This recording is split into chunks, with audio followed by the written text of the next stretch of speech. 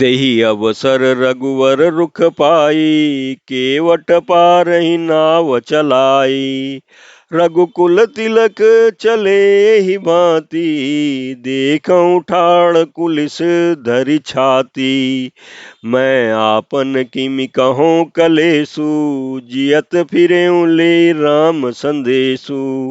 अस कही सचिव बचन रहि गयऊँ, हानि गलानि सोच बस भयऊँ।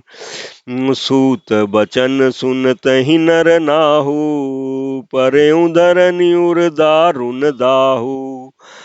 तम तलफत विषम मोह मन मापा, माजा मनउ मीन कहु व्यापा। करि बिलाप सब रोवहि रानी, महा विपत किमि जाई बखानी। सुनि बिलाप दुखहु दुख लागा, धीरजहु कर धीरज भागा। भयहु कोलाहल अवदति, सुनि नृप राउर सोरु।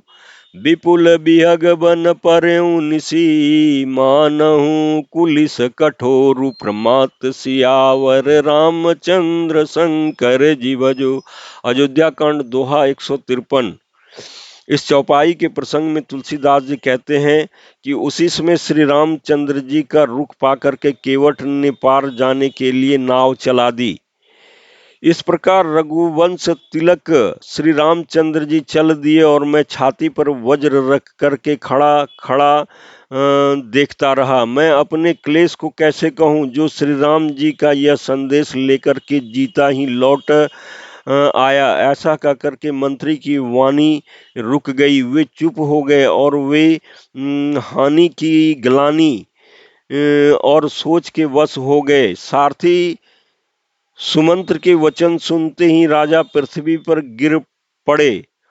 उनके हृदय में भयानक जलन होने लगी। वे तड़पने लगे। उनका मन भीषण मोह से व्याकुल हो गया, मानो मछली को माजा व्याप गया हो, पहली वर्षा लग गया हो। जब रानियां विलाप करके रो रही हैं, उस महान विपत्ति का कैसे वर्णन किया जाए। उस समय के विलाप को सुनकर के दुख को भी दुख लगा और धीरज का भी धीरज भाग गया। राजा के रावले रनिवास में रोने का और शोर सुनकर के अयोध्या में बड़ा भारी कुहराम मच गया। ऐसा जान पड़ता था मानो पक्षियों के विशाल वन में रात के समय कठोर वज्र गिरा हो।